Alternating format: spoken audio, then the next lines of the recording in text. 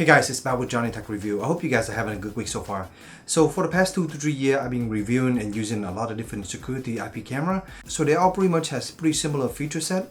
They connect wirelessly, they have an app, and they can do some recording either locally or cloud. So today I'm reviewing for you the Yi Pan and Tilt camera. So what is different between this camera and the other one?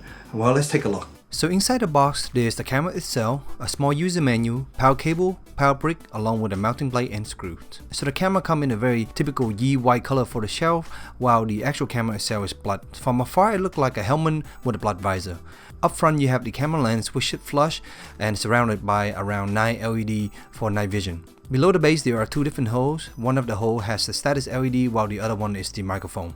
On the side, you have the ventilation and the speaker grill, while in the back you have the micro SD slot, the power port, and then also a reset button. The unit do not have any external antenna, but we'll get into the reception a bit later. Installation was pretty simple. Plug in the camera, download the app, launch it, pick your wireless network setting, and the app will generate a QR code. Place your phone in front of the camera, and that's all there is to it. The camera will automatically read the QR code, and it takes about 1 to 2 minutes to do this whole process. Wi-Fi is connected. It works pretty flawlessly. I tried a few different times just to see how well it works, and so far I'm very impressed with this method, and it simplified the setup process. You are required to create a Yi account which you can use to view the camera from anywhere in the world as long as you have internet. Make sure that you create a pretty strong password as you do not want unwanted viewer in. So this thumbnail here is the thumbnail of the last video that you can see before I exit the app. So to get in the camera, just click on this little button here. And as you can see here, you have that little loading algorithm. Up here we have a few information here. You can see there is the profile, the timer, tell you that it's live currently. And here we have the setting. Down here we have the unmute. You can listen to the sound. So let me go ahead and turn on my volume here. So for example, here we turn off the sound. We can listen in. So my kid is currently crying. He just woke up. There you go, kind of give you an idea. Currently it's dark in the living room, so night vision is kicking in. And of course you can record a video here. As you can see, start recording, and also take a picture here.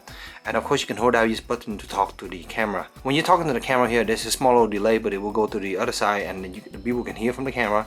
And of course you turn the sound on, you can hear people talking back to you. Of course you have this joystick here that you can move around, as you can see, and it's kind of nice and intuitive. Instead of just a click, you can also do the click, of course, but I like the actual joystick here, which is very nice. It's virtual joystick, and you can kind of see how responsive this is. So the camera is currently connected wireless, and that can give you an idea right now. And I'm gonna go ahead and go to maximize mode, and this is the maximize mode, as you can see.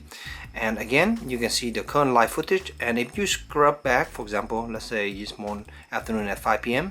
you can kind of see here I'm playing with my kid, messing around with the board that he has, but you can just scrub around just like that, and it's loading this information off the camera SD card that's saving the recording. So you can quickly scroll between days. As you can see here, you have to go back to the previous day. There's no really quick way for you to pick a day out of the calendar, but of course this is I guess the intent is just to look several days back here. You can hit this button here to go back to live mode, and that'll take you back to the current live mode. There's also a setting button here which you can click. And in the setting button here, you have a few different options. You can turn the camera on and off. You can name it whatever. There's some setting in here. You can see more setting option for status, rotation image. You have activity alert, which I currently have it off, and then pin protection. You can have activity detection recording, so only record on motion detection. Unfortunately, there is no setting for this, so they basically see the on or off. There's no low, high, medium setting or anything like that. And then of course down here you have a few other options here, as you can see. So back on the main screen here, you have some other button down here. That's a pretty nice option. First of all, you have the camera control down. You have favorite, which is the bookmark of the various different position. And in the bookmark, you can see it take the picture of the last location. So if I were to click toward the door here, it will move toward the door, as you can see, and point to that position. I can go right in the middle of the room just like this. They give you a lot of option here to bookmark, and the bookmark is the thumbnail, which is quite nice. And as you can see there, it also updated to the last one. If you go here to this option here, you have the motion tracking, so it can follow an object or motion. Basically, if a person walking by, it will track and it will follow. And there's also auto cruising mode, which will move it around. And then last, you have the activities if you have the activity setting turned on. For the Wi-Fi range, I found that it's adequate for my usage. In my house, the camera is about 50 feet away from the router. I have gone to the upper floor and the lower floor away from the router and still have pretty decent reception. So I think in general it has a pretty good Wi-Fi reception. I do have a pretty nice ASUS router, so keep that in mind. Video quality in the unit is pretty good. You have the option to go low, high, and also auto, and auto will basically pick based on your network quality. The high is a crisp 720p video, and the exposure was well lit, but you will notice some pixelation when manually zooming zooming in and pinching around. For night vision, it's able to light up about 20 feet in front of the camera, and it's actually pretty even, unlike some of my other camera which tend to light up the center of the image, but in this case it does a pretty good job, as you can see from my videos. For audio, you're able to set up for intercom or just do the press to talk, which is the typical setup, so you can also listen to the unit and you can also talk to the unit. There's definitely an echo effect if the phone's nearby the camera, but in general the mic is able to pick up a very good sound in our large tall living room. For recording, you have two different options. You have the full-time recording, which will record all the time, or you can do motion-based recording. I personally love the motion-based recording for my living room since I do have a lot of activities there, and for the most part it's recording all the time anyway. Again, I love the ability to quickly scrub through the timeline to find the proper footage. I do wish that you can pick specific day to go into instead of just scrubbing back and forth a day at a time. So there's two things that I wish this camera is a little bit better at. First of all, the 720p footage is pretty nice. However, I do wish this is a 1080p, so that way you have a much better digital zoom selection. They do have a non-pan tilt version that's 1080p if you're interested in that.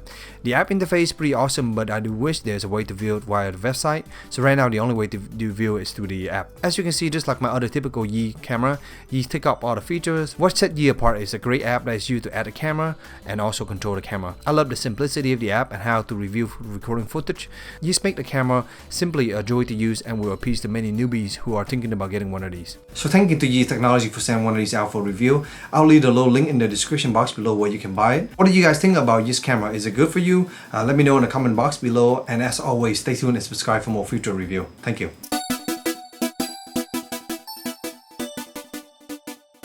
There's a camera setting option which you can click there, and then you can add friend and you can invite them using QR code, or you can even send an email address and they will invite them given the link, and they can download the app and view the same setting as you have, which is quite nice.